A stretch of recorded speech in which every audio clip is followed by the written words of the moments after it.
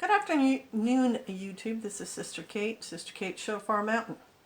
I am a fully self-actualized woman. I've been a wife, or am a wife. I'm a mother. I'm a grandmother. I have done many things in my life. I have experienced sadness, happiness, fear, anxiety, joy. I'm internationally traveled. I've been to several different countries. I've been a substitute teacher, a Girl Scout leader, a volunteer firefighter, an EMT, a support group leader, a pastor's wife, music member of more than one congregation. You've seen my skills video. I'll put the link up there. I have multiple skills. And modern women, you're missing out. You're missing out when you think you want to be that career-oriented, really aggressive woman who can battle with a man. That makes you a better woman. This is not a true statement, and you're missing out on the one thing that makes you a woman. And that is having a child. I don't care who denies it. I've already lived it, and the world is a witness of it. There are, despite what New York City says, only two sexes, male and female. There's no third. Anything else is an aberration or a mistake. You are equipped. You are blessed by the Father. You are gifted to be able to have a child, which is not just a child. That child becomes an adult, a future human, a future astronaut, judge, Pulitzer Prize winner. You know, your offspring become what you make them, and you can mess them up as well. Most serial killers are made, not born. They have either very cold, emotionless mothers, or they have abusive mothers, or mothers who have multiple partners, multiple men coming through the home who the child has to deal with, and who may not be nice to that child. And just read the books. It's the mom who sets the pattern. And so you have the power. But your power is not for you to become president. It's for you to raise a president. And so you got Mrs. Adams, John Adams' wife, married to a president. Son becomes president. And you've got Barbara Bush, right? Married to a president. Son becomes a president. That is the epitome of a successful woman right there. Not the Budweiser females who married into a corporation and they're the richest individuals on the planet. That doesn't necessarily mean you are a self-actualized female if you make $1 million. You need to be more well-rounded than that. That's what the Proverbs 31 woman is. She's a well-rounded woman. And so she's not taking what she knows and abandoning her family and abusing her husband and becoming successful. She's doing it all. And if you notice with her, when she's financially successful, it has nothing to do with her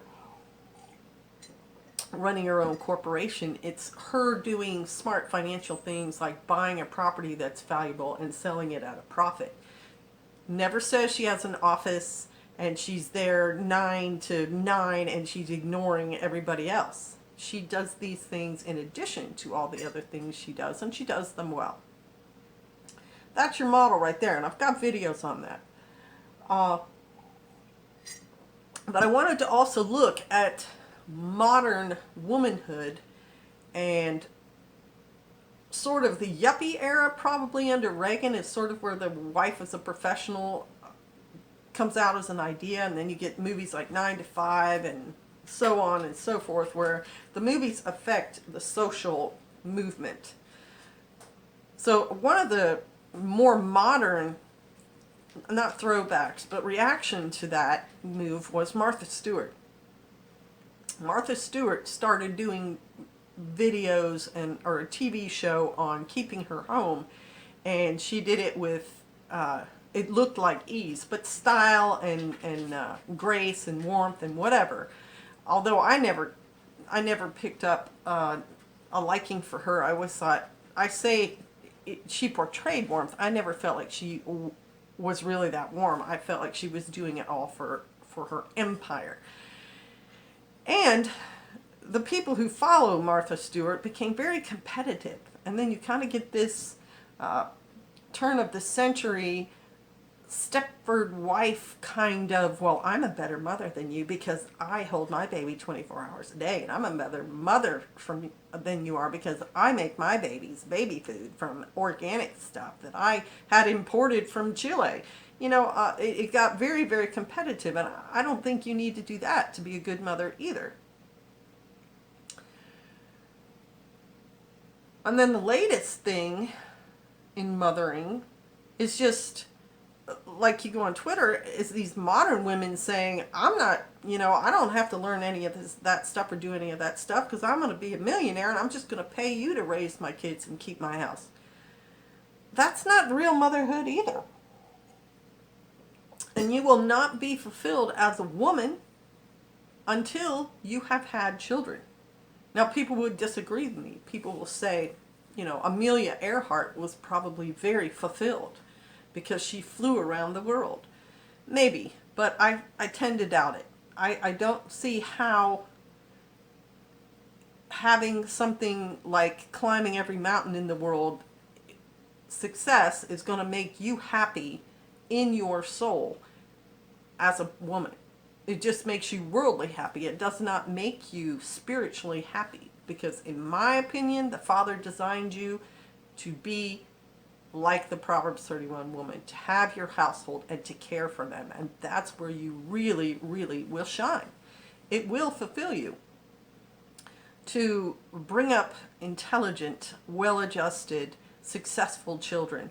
To be a great wife to your husband, to support him and love him. And his health, it will also reflect it, as well as your own. That you will be a happier, more fulfilled person if you do the things the Father designed you to do. So I urge you, modern women, stop chasing those flashy lights and that money and chase that fulfillment as a wife and mother by having your own home and making it the best place in the world to raise your family. All right, I hope this touches you all. Hope nobody was offended. I'm doing this because I care. I want to see that next generation really blossom. And not blossom like the hippies did it, because all that freedom just brought up very confused people. Blossom as the Father wants you to blossom. All right, bless you. Shalom.